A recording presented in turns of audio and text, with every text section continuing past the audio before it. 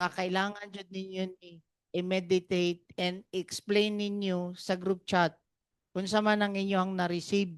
Kay nga naman, mao may direksyon ni Lord for us nga kailangan maging real sa to ang ginabuhi. Kay before ni naitabo ang youth empowerment, giyatagan ako aning a word nga dili dapat ta mag-condemn. And kung di ba kung iyon sa Romans 8 verse 2, there's no condemnation in Christ. Pasabot nga ang spirit sa Ginoo mohatag lang siya koreksyon. Bantayan ninyo na ha. Mo correct ang Holy Spirit pero dili siya mo condemn. So may pasabot ana, ang spirit of correction mag-lead siya nga mohatag og hope. Mao to nga nga yes hopeful man nga nag-affirm man siya sa kuha nga kuya ana si kuan si Prince nga ana siya nga magbalik lang ako pag makaya ng kuan ng time. Wala jud kuningon siya nga kailangan jud ka mo balik ani nga oras ha mga ana kay I just I just give him the hope nga napa siya chance ba nga magbago na siya accepted pa siya despite sa kana pa nga level sa iyang maturity ana kana dapat ang makita sa inyo as parents nga dili nimo i-condemn kining mga tawhana kay ngano man ang spirit of condemnation it is not from the Holy Spirit. Ang spirit of conviction is from the Holy Spirit. Pasabot sa spirit of conviction is spirit of correction. I-correct ra nimo siya, but tabangan nimo siya, kanang correction nimo, mag-lead nga magkaroon siya hope. Nay hope ba sa iya nga magbago? But you correct. Pero dili nimo siya pwede ingnon nga gahi na jud ka gulo, wala na jud kay pag-asa, di na jud ka makahuman. O di ka jud ka mabag-o, ana na jud imong batasan. That is condemnation. That's not from the Holy Spirit. Ang spirit of conviction is you give them hope. You correct. Yes. Kung di po ka mo correct, that's not from the Holy Spirit. It's not conviction. No, kay ang Holy Spirit man God is itama kaniya para matama ang imuhang kinabuhi. Ipakita niya unsay mali sa imuha and i-align niya ang imong kinabuhi sa gusto niya may tabo sa imong kinabuhi. Mao ganito giingon ni isa ganito ni Sar nga ang life nato if na ang Holy Spirit sa imong kinabuhi it's about walking. Pasabot nga journeying together ba. Pero dili kaniya pugson ang Ginoo di jud mamugos. Ang Holy Spirit dili siya mamugos.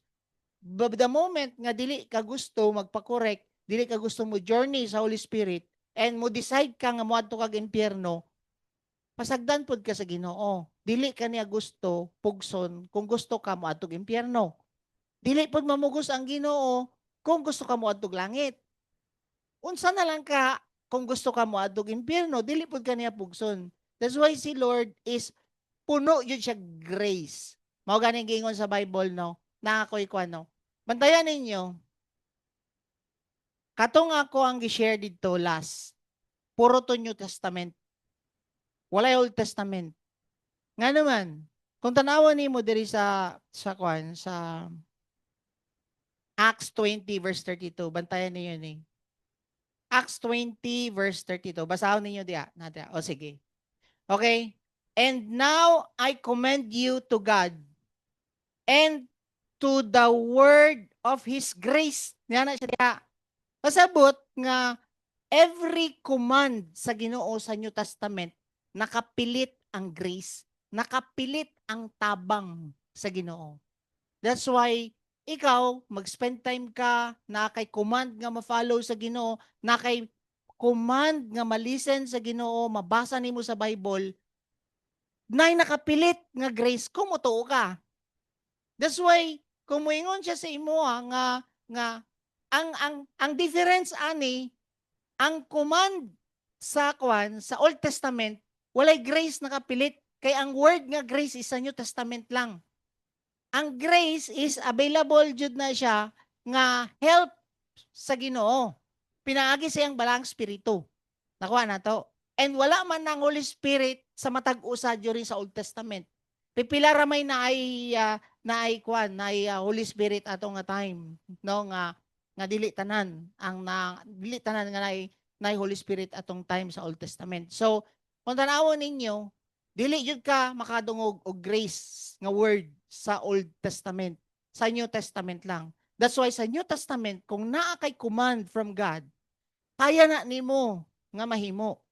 Mahitabo na jud sa imuha nga naman, ang grace man jud niya is mutabang siya from the inside. Bali, for example, no, ako i-share dito nga sa ganito. Basahon nato kaning Romans 6:17. Okay. Basahon ninyo. But thanks be to God that though you were slaves of sin, you became obedient from the heart. Makasasala ta tong una. Tama? Suguonon kay ta sa sala. No? Slave ta sa sin before. Pagdawat nimo karon sa Ginoo, gihatag niya iyang spirit, ang iyang life sa imuha, then ang imuha karon nga kauban para mo-obey ka sa Ginoo is nasya diaw. You became obedient from the heart. So, dili na siya, ang imuhang obedient karon sa Ginoo is mugikan sa sulod. Dili kaning mga doctrine na atong gina-share. Kaninyo, tanan nga gi-share dito, time management, tanan po nako nga gi-share dito, tanan sa sexuality, dili to maka-obey ang mga bata kung dili na i-acknowledge ang Holy Spirit. Dili na about doctrine. Ang obedient daw nato karon, it's not from the teaching. It's inside your heart. Mano nga, last na mo nga gitapik dito, kailangan ninyo i-acknowledge ang Holy Spirit. Kaya ang obedient manggod nato karon, it's from the heart. So karon, makita ninyo, magtingala ka kung na-acknowledge ninyo ang Holy Spirit, maski minus ang imong simba, usay dili na ka makabasa sa pulong sa Ginoo. Pero the moment nga ma-expose ka sa temptation, dili na ka mutuman sa gusto sa imong lawas, but mutuman na ka sa gusto sa Holy Spirit nga naman, gihatagan man tag obedient from the heart. Dili na ka nang outside ang atong obedient. Ang 10 Commandments, external. Ipilit nila diha ang kuan, ang 10 Commandments, basahon ang 10 Commandments, then ang ilang obedience is external. Dili from the inside. Nga naman, wala may grace atong unang panahon. Walay tabang sa Holy Spirit. So kung struggle about lust, immorality, homosexuality, kung i-acknowledge di ay ni mong Holy Spirit, mabag-o ka. Nakuha na to.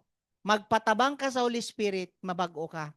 May imagine ninyo, nganong ningon mo karon, anihang?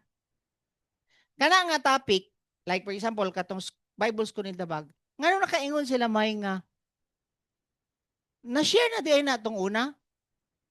Isa ka bulan nato na siya nga topic sa acoustic night. Nahimo pang duha ka bulan na sa acoustic night, balik-balik, what's in the bag. Ngano man jud nga wala to nila na-obey. Nganong na may mga problem with time management, nganong may problem with money, ngano man, external lang to. Wala nimo acknowledge ang Holy Spirit. Pero gitudlo, nagtando-tando lang ka. Tama? Kung dili nimo i-acknowledge ang Holy Spirit, dili gito maging part sa life nimo ang gitudlo. That's why whatever matudlo nato dinhi, ask the Holy Spirit. Holy Spirit, tabangi jud ko. You need to depend sa Holy Spirit. Dili yun ni madalag doctrine. Kasi ang obedient nato is from the heart man. It's not from the kanang teaching. Nakuha na to? Kay maski wala ka kabasa og Bible, kung gi-acknowledge nimo ang Holy Spirit, na magud ang life ni Christ sa imuha. Ang life niya ba? Di ba? Ang iyang life, mauna ang imuhang i-manifest ang iyang life. So magtingala ka, ma-expose ka karon sa kwan. Ani now? For example, na-tempt ka o kanang kwan, kanang sitawag ani. Na ako gi-share dito.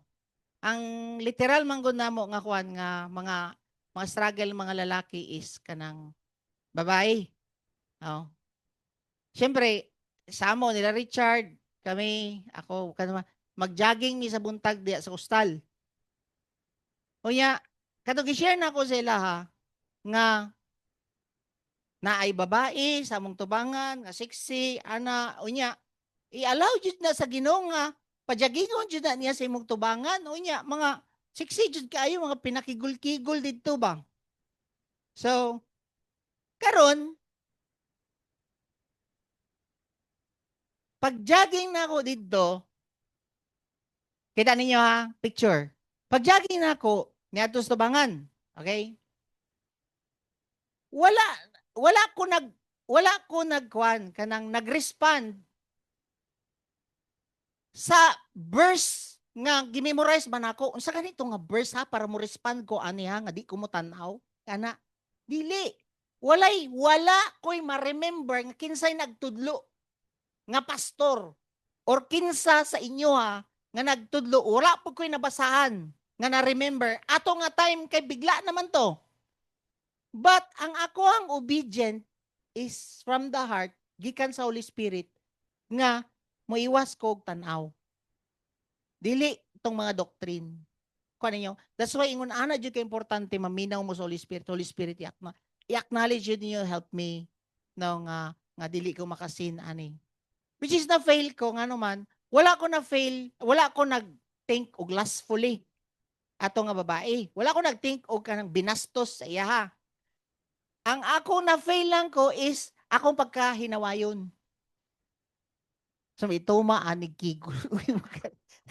Makaingon ka ba in your mind? Makaingon ka ba in your mind? Sorry Lord. Anak ko. Nagpahinay-hinay na lang ko og laka o ngano man.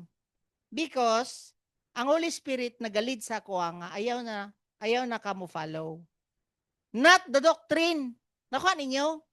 So kini nga mga bata, maski unsa pa ninyong itudloan nila, kung wala nila ma-acknowledge ang life ni Christ, ang Holy Spirit, di yun yung mga bago. Kanang mga gitudlo, sa amo nagaana gud ko kay Hanshin lang. Kung tan-awon ga okay mi sa mga notes namo, gikan sa kwan, kadaghan kayo gitudlo. Kabalo mo siya nagpabilin sa amo ang Holy Spirit ra jud. Kay ngano man, himuon man niya nga maging part na sa imong life ang iyang word. The word I speak to you is life. Nga naman siya diha. Diniyang ko diha, I am the way, the truth, and the life. Ang life dapat ni Lord ang ma-acknowledge nimo. Dili ka ng mga doktrina. Amen? It's not about doctrine that can change you. It's about the life of Christ nga nasa imo will transform you. Amen? Naba mo diha? Kaya kung tanawon ninyo, ano ha? Daghan na kayo na atinan namo nga mga pastors about daghan na kayo mga conferences, nigastos pa mi sa sa Singapore, nigastos pa mi sa Manila. Pero daghan na. Mungutan na ka karon, unsay gitopic ni Edmund Chan gani itong niadto tag Singapore? Wala kay ma-remember. Tama? Oh. So, unsa may mga makuha nimo? Para sa ato, kapila na balik-balikon ang mga topic sa church, pero wala man kay makuan. Pero magtingala ka kung i-acknowledge nimo ang Holy Spirit, tanan nimo nga nadunggan gikan tong una hantud karon. Magtingala ka maging part na siya sa imong life if you believe. So ang kapital ra nato sa New Testament is faith. You believe. Kuha ninyo? Nasa ninyo? If you believe, then mabag-o jud ka. Nga naman. Ang reason baya nga na-faulta is doubt. In order for you nga mabag-o ka, you need to have faith. Inguna na kadali, pastor? Yes. Diba, niya na siya dito. Ako i-share nga verse dito. Kini yang gingon dire oh. Sige.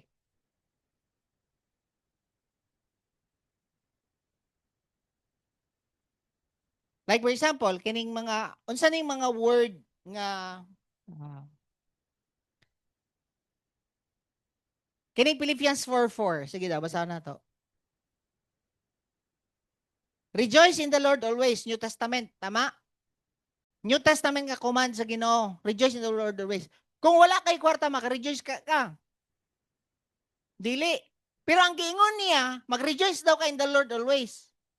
So, pasabot nga, mauna dapat imong pagtuo para tabangan ka niya nga maka-rejoice ka always kay possible jud di ay nga maski na kay gibati nga sakit, maski wala kay money, maski gubot imong pamilya, Pwede di ka maka-rejoice sa Ginoo kung nagtuo ka.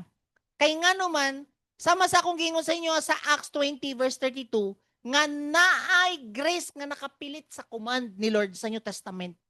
Naay help ang Ginoo. That's why, moingon siya nga, rejoice in the Lord always. Kung saan ako pag-rejoice, Pastor, nag-doubt na ka. Nga problemado man gani, may. Kung saan ako pag-rejoice? Nga wala gani may pangbayad. Kung saan ako pag-rejoice? Mo may giingon. Ang kapital gani sa New Testament is faith. So if you have faith, hatagan ka grace ni Lord. Paano niyo? Then be anxious for nothing. Yan na siya diha. Ang sa kanina nga verse sir. Philippians 4:6. Okay. Be anxious for nothing. Yan ay maningil sa imo. Nanay sakit. Inyagingnan man ka nga be anxious for nothing. So unsaon nako nga madili ko maging fearful or maging anxious free ko. Unsaon nako? Tuuhan nimo ang Ginoo. Amen nga. O di walay lugar ang anxiety sa imong kinabuhi. Oh. So even sa kabag-uhan nimo, 'di ba? Yang gingon sa Bible. Sige. Romans 6 verse 5. Asa? For if we become united, ako nang gi-share sa ilaha. For if we have become united with him in the likeness of his death, certainly we shall also be in the likeness of his resurrection. Tanawon niyo na if. If. Tama? Kung, na siya. May kondisyon. Kung mutuo ka, nga, gipakamatyan na ka sa Ginoo, matay pod ka sala. Ngano di ko ka-overcome sa ako ang bisyo? Ngano di ko ka-overcome ani akong uwag? Ana ka? Ang question, nagtuo ba ka nga gipakamatyan ka sa Ginoo? Kay basig puro na lang effort imong ginaimo. Gusto ko magbago, undang na lagi ko ani. Dili na nimo kaya. Kailangan kay ang sin mas higher man siya kaysa determination. 'Di ba? Ako nag-share sa inyo ha, nga ang sala mas kusgan kaysa sa determination. Pero kung ang kinabuhi sa Ginoo nga imo ang gituuhan nga gipakamatyan di ay ka, maset free ka sa sala. Maka-experience ka og resurrection. Sama atong giingon kinsa kanitong ikaw ba talaga yung ganiha pastor nga kailangan ko maka-experience og resurrection yana ba ka ganiha or pagkabanhaw yana ka pa sa yana ako pastor before ka maka-experience og resurrection matay sa ka. Mutuo sa ka nga kay anak ko pastor anak ko magdungan pud ta og jogging anak ko sa iya ha para matest pud nato ba kung unsa ba jud ang kuan no apilon ako si Amor sige akong gi-share sa ilang mga youth kagapon normal lang temptation is present to purify you mao nang giingon ni Hanshin maski asa mo maski dito sa sulod pagtindog sa anak ni Bong ang mga mata sa mga babae dito, sige na po kana na. Oy, pogi ang anak ni Bong. Pagtindog po ni Aris po, nakita po nila dito nga, ang temptation di ay ni Aris po is girls. Nakamata man siya dayon. Joke lang to Riz, no? Basig tinuod di iPod, no?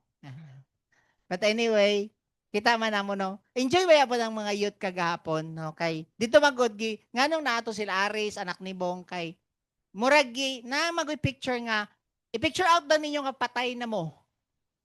Tapos nanawag kog mga babae, himuan ninyo paagi nga pukawon na sila.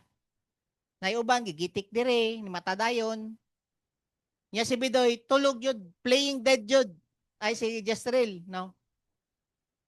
So ang point diha, kung patay na ka, if you become united with his death, kung patay na jud ka, nagtuo ka nga patay na jud pud ka, sama sa pagkamatay ni Jesus Christ sa sala. Maski kuhiton pa ka sa babae, you are dead. Nga pastor, buhi man ko. Manguhit man dyan na sila naman ko'y senses. Ang kapital gani nato mauna is believe. Pagtuo ang mauna. Kay sa imo ang lawas, mayon ka nga ma-arouse jud ko ani nila pastor. Kay ulitawo man ko. Naabaya ko'y senses.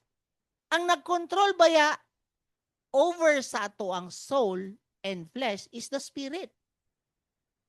Nakuha ninyo? Mas superior baya ang spirit kaysa sa ato ang soul, even sa atong flesh. Mao gani sa kung tanawon ninyo, ang order sa barko ni Noah, ang animals na sa baba, tama? Ang dapat pagtuo. Lord, I believe that you died for my sin. Nagtuo jud ko ana, tuwa nimo. Then, ang next gitudlo sila dito is, if you are willing, dapat na kay willingness nga magbago. Nga naman, dili man ka mabago kung dili ka willing. Nakuha na to. Nung mauna, you need to believe. You need to have faith sa Ginoo para mabago jud ta. Same. Tanan nga command sa Ginoo dinhi. Rejoice in the Lord always. Be anxious for nothing. Kaya di ay na nato na kung magtuo ka sa Ginoo. Nga naman, tabangan man ka ni Lord, there is a grace attached to every command sa Ginoo. Amen? Then, kumuingon siya diha. Okay. Napadre. Nana siya diha. Okay. Sa command ni Lord, for the mind, Romans 8 verse 6. Sige. For the mind set on the flesh is death, but the mind set on the spirit is life and peace. So, pili ka karon. Kung iset daw nimo ang imong mind sa spirit, magkaroon kag peace. Ma-experience nimo ang life ni Lord. Tama? Pero kung tubayo nimo imong lawas, ang gusto sa imong lawas, dili nimo ma-experience ang life ni Lord o ang peace ni Lord. Magtingala ka, magproblema ka, nga naman, gipatuyangan man imong lawas. Tama? Pero kung sama sa gingon ni Tep-Tep ba, nana siya nga, I will not obey sa gusto sa kong lawas. Kabalo naman mo sa gusto sa tong lawas. Ya di man yun na mo kaya pugngan. Mauna dapat sa imong pagtuo. Amen? So kailangan nga piliwan nimo asa nimo iset. Pastor, maglisod man kog set sa gusto sa Ginoo. Kay naamang ko'y kwan. Naamang ko'y kanang sitawagan ni kanang expose mo ko sa social media. Parehas na ta expose tanan social media. Amen? Pastor, kanang maglisod man kog overcome og sa kong anger. Nga nagtuo mo nga dili pud ko musuko. So, unsa man ni? Kung iset down nimo imong mind sa gusto sa imong lawas, it will lead you to death. Pero kung iset nimo ang imong mind sa gusto sa Ginoo, sa spirit, it will lead you to peace. Mao na nga mao po na ang na-share nato dito kagahapon. Mag-careful mo kung asa ninyo iset inyong mind. Amen?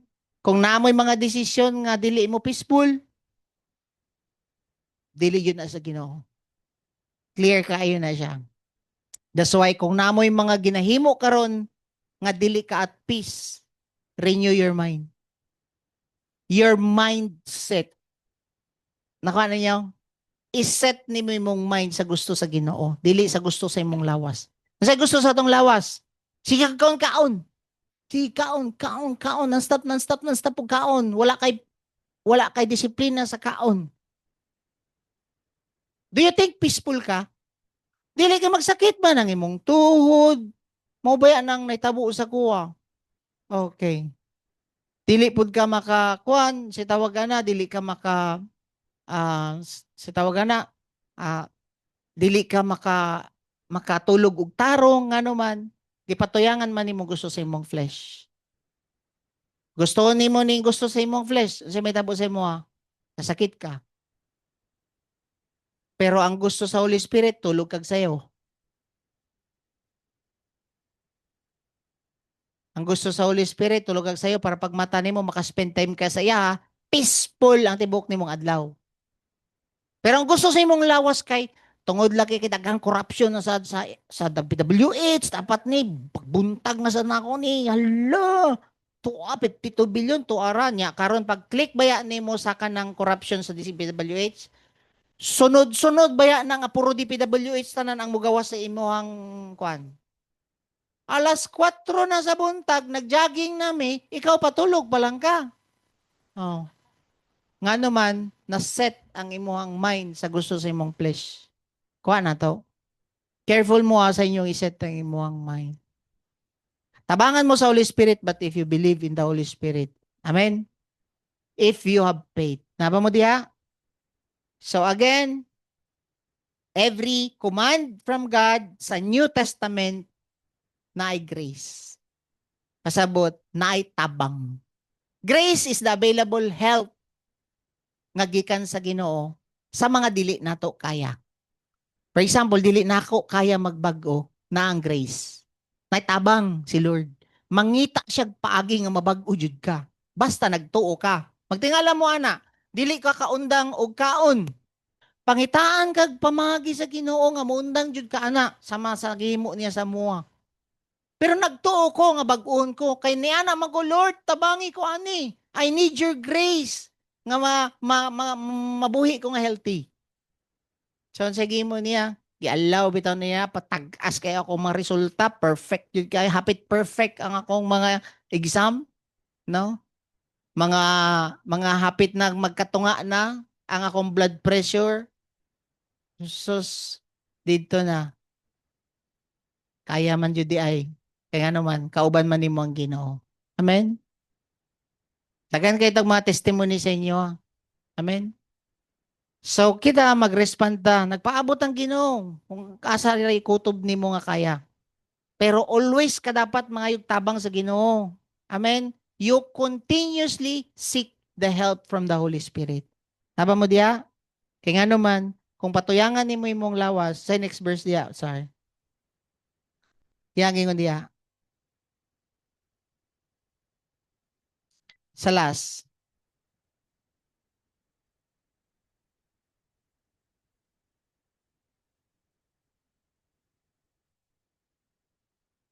Last verse. Dire na lang sa kwan. Romans 6:11.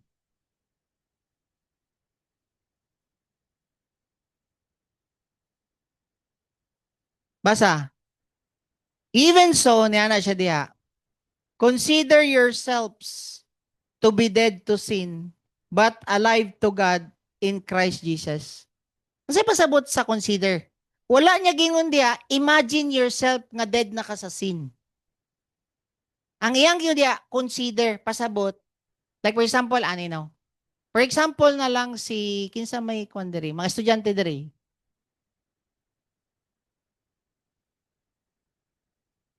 Si Aris, okay, Tep-Tep, okay. For example, si Tep-Tep, okay. Niana karon si lola niya ni Tep-Tep. Tep-Tep, nagpadala ako ng pang tuition mo, sabi ni lola mo sa States. Ang pagkamatuuran nga nagtuo si Tep-Tep nga nagpadala si lola niya, iyahang i-withdraw kung asa gipadala ni lola ang money. Sabta ninyo? Kana ang pasabot ana nga word. Kung nagtuo ka nga gipakamatyan ka sa Ginoo, you believe nga namatay ka sa sin. Nahuman naman ni 25 years ago, ang imuha na lang himuon, tuo. Maujud na ang dugay na ako nga wala na sabtan kay abi na ako sariling paningkamot para mabag-o ka. Nya nagsige na tag paningkamot, di man ka mabag-o. Kay wala una nagtuo ka sa imong sarili, wala ka na unag tuo sa Ginoo. Mo na kapuyon. Nagtingala bitaw ko no. Daghan kay mig kauban sa Restoration Weekend nang ukay man mi og mga libro diri. Ang nabili na lang sa akong kauban nga nag-serve si Pastor Albert, Pastor Jokey, sa amuang kadaghan kaayo to. Nga naman, magtingala ka, para sa man mitanan. Unsay naitabo ato? Naning kamot lang sila mabago, uwahi ang pagtuo. Dapat mauna dapat ang pagtuo. Kaya man yan gudiya, consider yourself dead. Nagtuo ka nga patay. Wala niya gingon diya, imagine nga patay na ka. Wala. Tuuhan jud ay nimo nga you are dead to sin. Mao na nga kung nagtuo ka ani, tabangan ka ni Lord. Mo to akong gingon sa Acts 20 verse 32 nga nay grace si Lord nga mo tabang if you believe. Mao to akong gina-emphasize permanently sila. Dili na daghang kay mga how-tos. You trust the Holy Spirit. Pangayog tabang nganuman ang Ginoo mangita og way. Amen? Let's pray. Heavenly Father, salamat sa mga testimony sa matag usa. Thank you, Lord, for your word today. Thank you for pag-speak nimo sa mga youth, and thank you sa anointing nga gihatag nimo sa mga speakers. I pray, Father, na kanang spirit of life nga gihatag nimo sa matag usa sa mga youth, even to us, Ginoo, mao mag-manifest sa matag usa sa amo. And give us that grace, Father, as we believe sa imong word, because mao man imong gi-promise nga there is grace in every command nimo, Ginoo. And Father, help us nga dili mag-doubt sa imo, despite sa mga situation, that we will continue to rejoice in you always. And walay room sa amo ang fear or even anxiety. Because we believe ikaw jud mangita sa amo og pangitaan jud minimo paagi nga mahimong peaceful among life because we follow the will of your spirit, Ginoo. And thank you for your word today. And have your way, Father, sa amo pang mga pagkaymon today. In Jesus' name. Amen and amen. Sige,